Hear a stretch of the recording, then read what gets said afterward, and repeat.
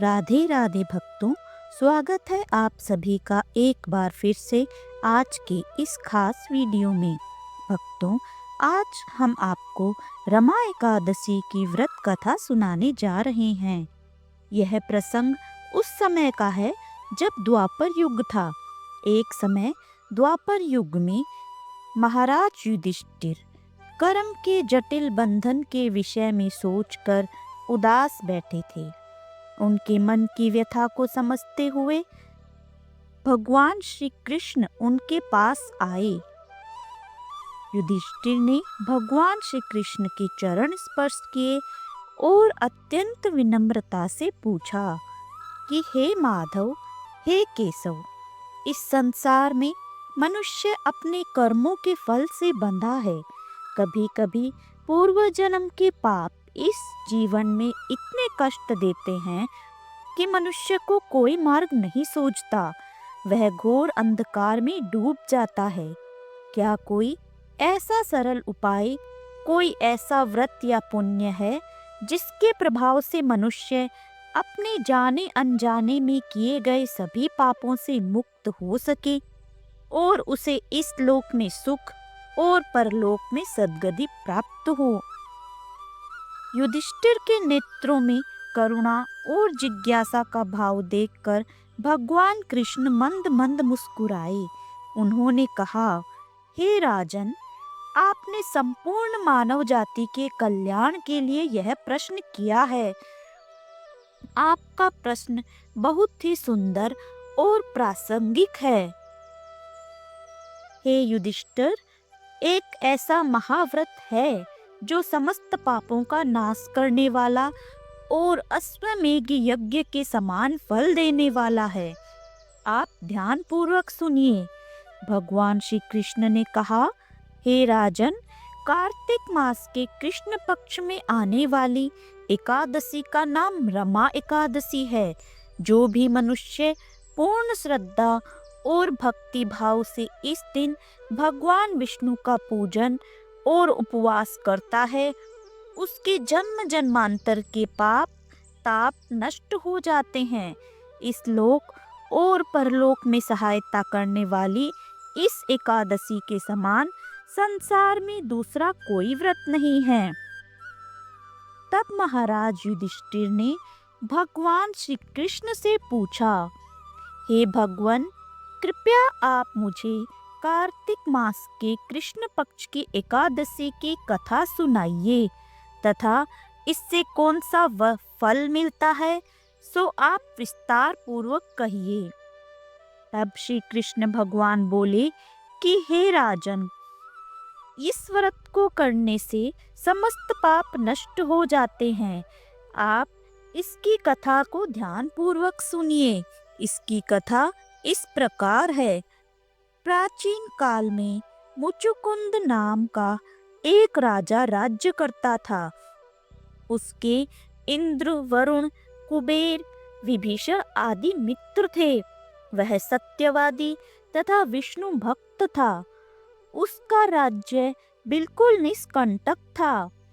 उसके एक उत्तम चंद्रभागा नामक लड़की उत्पन्न हुई। उसने उस लड़की का विवाह राजा चंद्रसेन के पुत्र शोभन के साथ किया।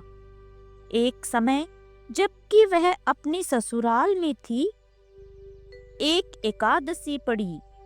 चंद्रभागा सोचने लगी कि अब एकादशी समीप ही आई है, परंतु मेरा पति अत्यंत कमजोर है, इसीलिए वह व्रत नहीं कर सकता। परंतु मेरे पिता की कठिन आज्ञा है कि उनके राज्य में हर किसी को एकादशी का व्रत करना अनिवार्य है। जब दसवीं आई तब राज्य में ढिंढोरा पिटा। उसको सुनकर शोभन अपनी पत्नी के पास गया और बोला कि हे प्रिय, तुम मुझे कुछ उपाय बतलाओ, क्योंकि मैं अगर व्रत करूंगा तो अवश्य ही मर जाऊंगा। इस पर चंद्रभागा बोली कि हे प्राणनाथ, मेरे पिताजी के राज्य में एकादशी के दिन कोई भी भोजन नहीं कर सकता है। यहाँ तक कि हाथी, घोड़ा, ऊंट, पशु आदि भी कोई भी तिनका अन्न, जल आदि ग्रहण नहीं कर सकते हैं। फिर वह मनुष्य कैसे भोजन कर सकते हैं यहाँ पर? यदि आप भोजन करना चाहते हैं तो दूसरे स्थान को चले जाइए, क्योंकि यदि आप इसी स्थान पर रहोगे तो आपको व्रत अवश्य ही करना पड़ेगा।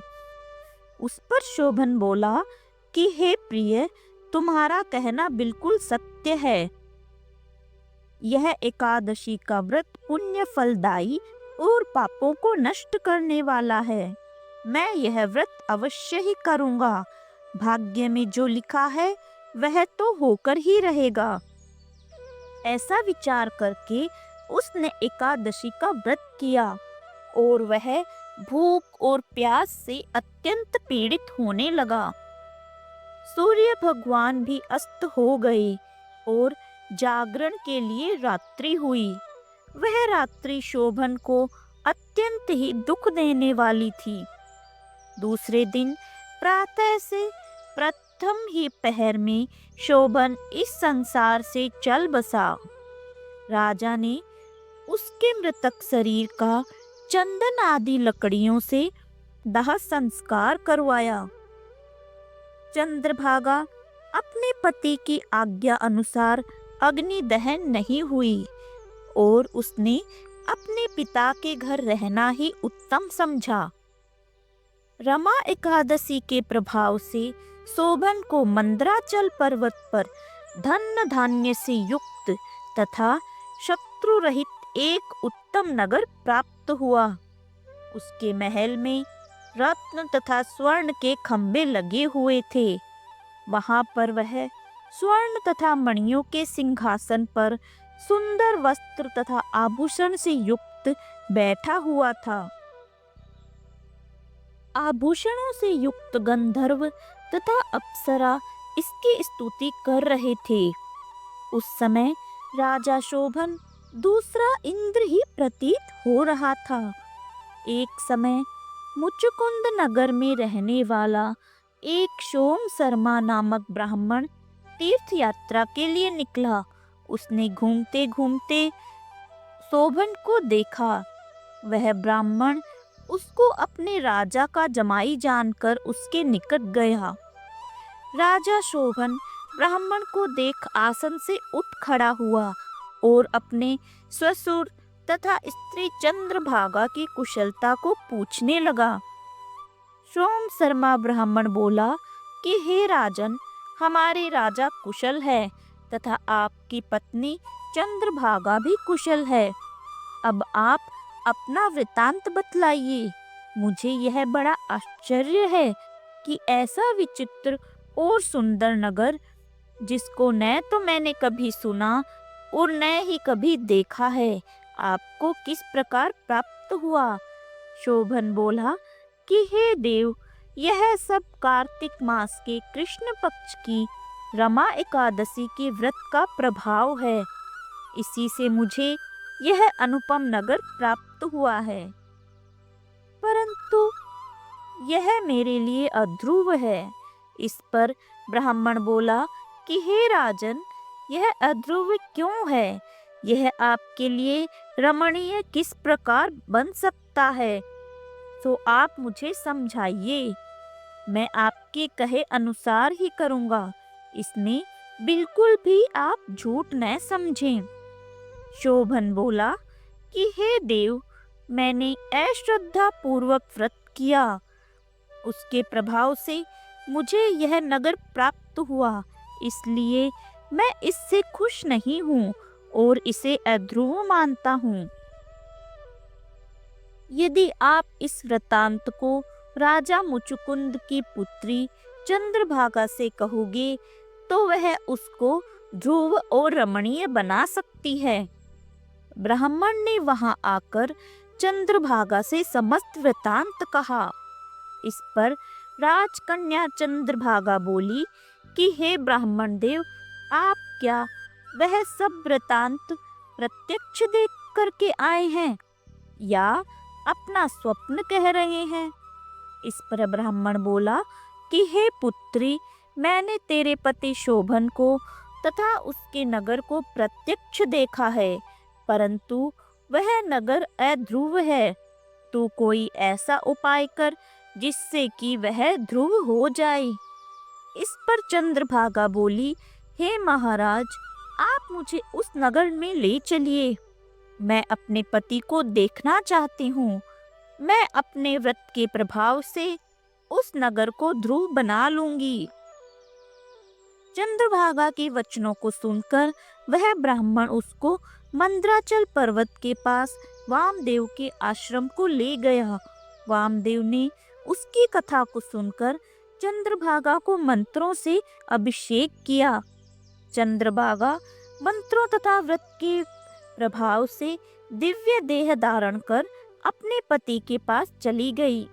शोभन ने अपनी स्त्री चंद्रभागा को देखकर प्रसन्नता पूर्वक उसे अपने वाम भाग में बिठाया। चंद्रभागा बोली कि हे प्राणनाथ, अब आप मेरे पुण्य को सुनिए। जब मैं अपने पिता के घर में 8 वर्ष की थी, तभी से मैं सविधि एकादशी का व्रत करने लगी हूँ। उन्हीं व्रतों के प्रभाव से आपका यह नगर ध्रुव हो जाएगा और समस्त कर्मों से युक्त होकर प्रलय के अंत तक रहेगा। चंद्रभागा दिव्य रूप धारण करके तथा दिव्य वस्त्र आदि अलंकारों से सजकर अपने पति के साथ आनंद पूर्वक वहां रहने लगी और शोभन उसके साथ आनंद पूर्वक रहने लगा। हे राजन, यह मैंने रमा एकादशी का महात्म्य कहा है।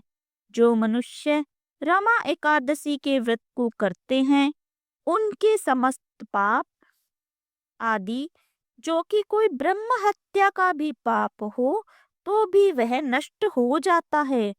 जो मनुष्य रमा एकादशी का महात्म्य सुनते हैं, वह अंत समय में विष्णु लोक को जाते हैं। तो इस प्रकार महाराज युधिष्ठिर ने जब यह वृतांत और यह कथा श्री कृष्ण के मुखारविंद से सुनी, तो उनका हृदय कुछ शांत हुआ और उनकी चिंता कम हुई।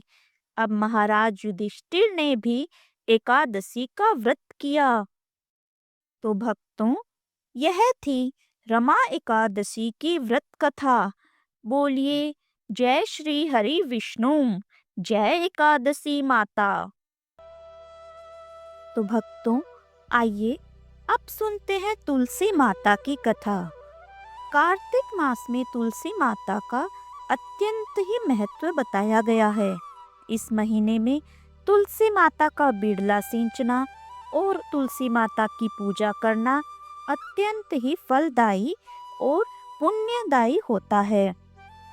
इस एकादशी के व्रत में भी तुलसी माता की कथा को सुनना अत्यंत ही शुभ फलदायी होता है। और यह एकादशी तो कार्तिक मास की पुण्य फलदायी एकादशी है। तो आज तुलसी माता की कथा सुनने से आपको इस एकादशी व्रत का बहुत ही अधिक फल प्राप्त होगा। तो आइए सुनते हैं तुलसी माता की कथा। एक समय की बात है, एक गांव में एक बुढ़िया माई रहती थी। गांव की सभी औरतें रोज तुलसी माता को सींचने जाती। सब तो जल सींच कर आ जाती, परंतु बुढ़िया माई तुलसी में जल सींचती और कहती, हे तुलसी माता सबकी दाता, मैं तेरा बिड़ला सींचती हूँ। तू मुझे बहू दे, पीले रंग की धोती दे, मीठा मीठा घास दे, वैकुंठ में वास दे, चटक की चाल दे, पटक की मोत दे, चंदन का काठ दे, रानी सा राज दे, दाल भात का जीवन दे, 11 की मोत दे और श्री कृष्ण का कांधा दे। तब तुलसी माता यह बात सुनकर सूखने लगी। तो भगवान ने पूछा, हे तुलसी, तुम सूख क्यों रही हो?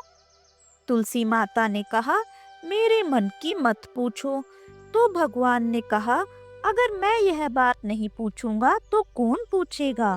तो तुलसी माता ने कहा कि एक बुढ़िया रोज आती है और यही बात रोज कह जाती है, परंतु मैं सब बात को पूरी कर दूंगी, लेकिन कृष्ण का कांधा कहाँ से दूंगी? तब भगवान बोले, जब यह मरेगी तो मैं अपने आप कंधा देने आऊंगा, तो बुढ़िया माई से यह कह देना। इतना कहकर भगवान वहां से चले गए। कुछ समय बाद बुढ़िया माई एकादशी के दिन मर गई। सारे गांव वाले इकट्ठे हो गए और बुढ़िया को ले जाने लगे, तो वह इतनी भारी हो गई कि किसी से नहीं उठी। तब सबने कहा, यह तो इतनी पूजा पाठ करती थी, पाप नष्ट होने की माला फेरती थी, फिर भी भारी हो गई है। तभी भगवान श्री कृष्ण एक 12 वर्ष के लड़के के रूप में वहां प्रकट हुए। उन्होंने कहा, अगर मैं बुढ़िया के कान में एक बात कहूँगा तो बुढ़िया माई हल्की हो जाएगी और आप उन्हें उठा पाएंगे। सब लोगों ने लड़के को नादान समझकर वहां से हटाना चाहा, परंतु एक बुजुर्ग ने उसे स्वीकृति दी और कहा, तुम कह लो जो तुमको कहना है। तब लड़के ने बुढ़िया माई के कान में कहा, हे बुढ़िया माई, तेरे मन की निकाल ले, ले पीताम्बर की धोती ले, मीठा मीठा घास ले, वैकुंठ का वास ले, चटक की चाल ले और पटक की मौत ले, और अब ले श्री कृष्ण जी का कांधा भी ले। यह सुनकर बुढ़िया माई हल्की हो गई।